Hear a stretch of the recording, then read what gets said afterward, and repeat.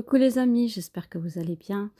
Je ne sais pas si vous avez remarqué, mais c'est le retour des premières fraises. Et moi, ça m'a donné envie de faire une superbe charlotte aux fraises. Hmm, avec une mousse aérée et légère. Voilà, donc si vous êtes intéressé, à vos fourneaux.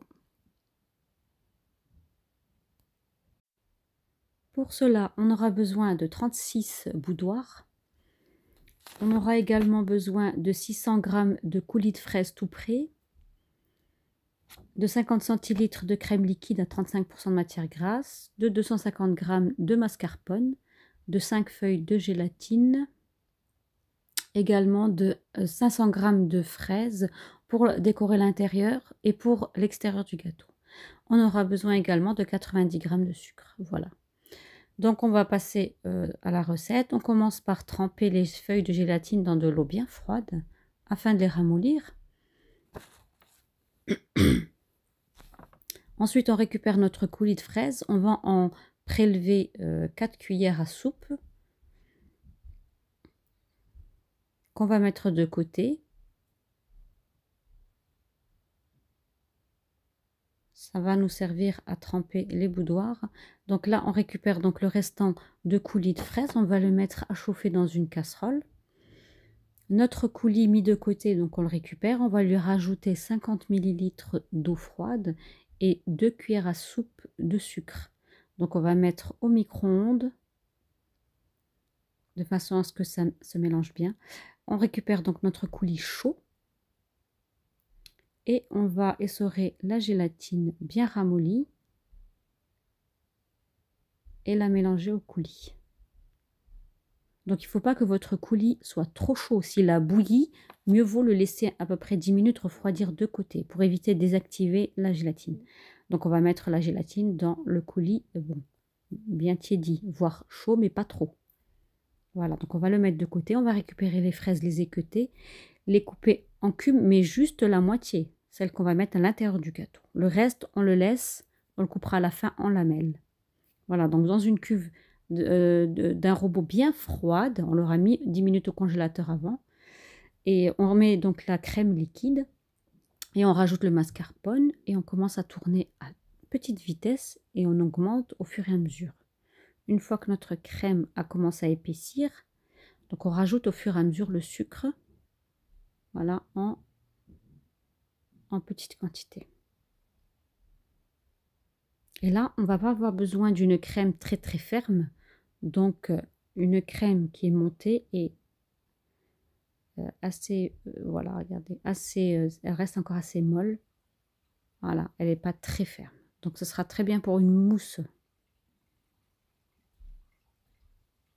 Voilà, donc là j'ai eu un petit problème avec ma caméra, elle s'est arrêtée, mais là je vais prendre mon coulis et le mélanger au fur et à mesure en plusieurs étapes à ma crème liquide, tout délicatement, hein, sans...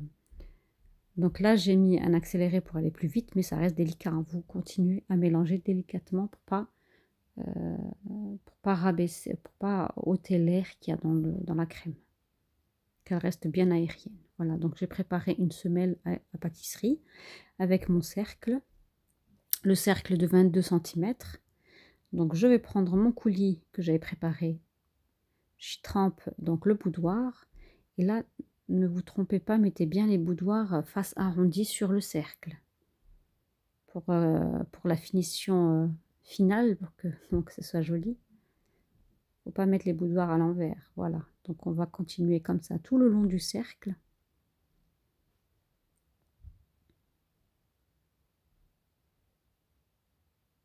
Et voilà. Donc là, on va faire la même chose en mettant donc un fond à notre gâteau. Avec les boudoirs restants, on va mettre...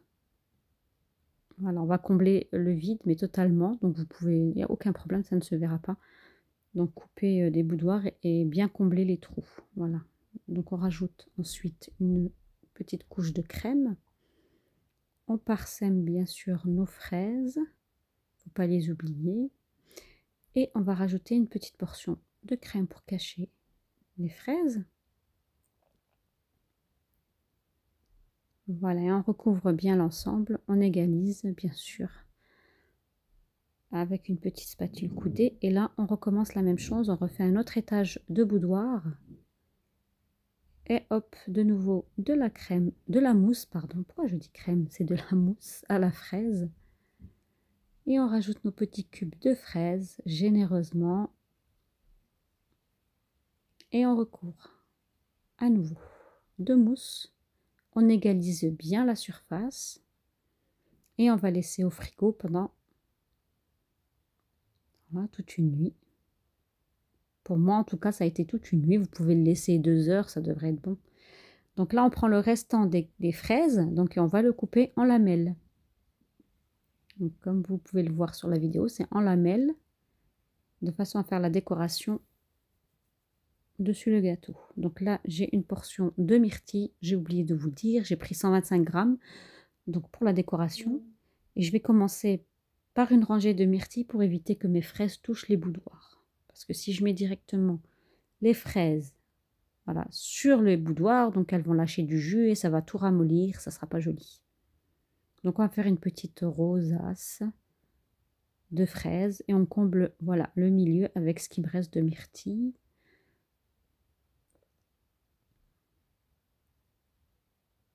Voilà, donc on va également combler les trous qu'il y a sur les côtés. On ne doit plus voir, on doit plus trop voir la crème en tout cas. Vous voyez là, hop, on voit plus trop la crème. Ça fait plus joli. Voilà, donc là maintenant ce que j'ai fait, c'est que j'ai pris un petit peu de confiture de fraises que j'ai mis dans un verre, j'ai chauffé un petit peu. Et donc je passe sur les fraises pour faire un genre de nappage. Pour que les fraises se conservent mieux. Donc pour que notre charlotte aux fraises soit très bonne à goûter, donc c'est mieux de la laisser toute une nuit au réfrigérateur. Voilà, j'espère que ma vidéo vous a plu. À bientôt.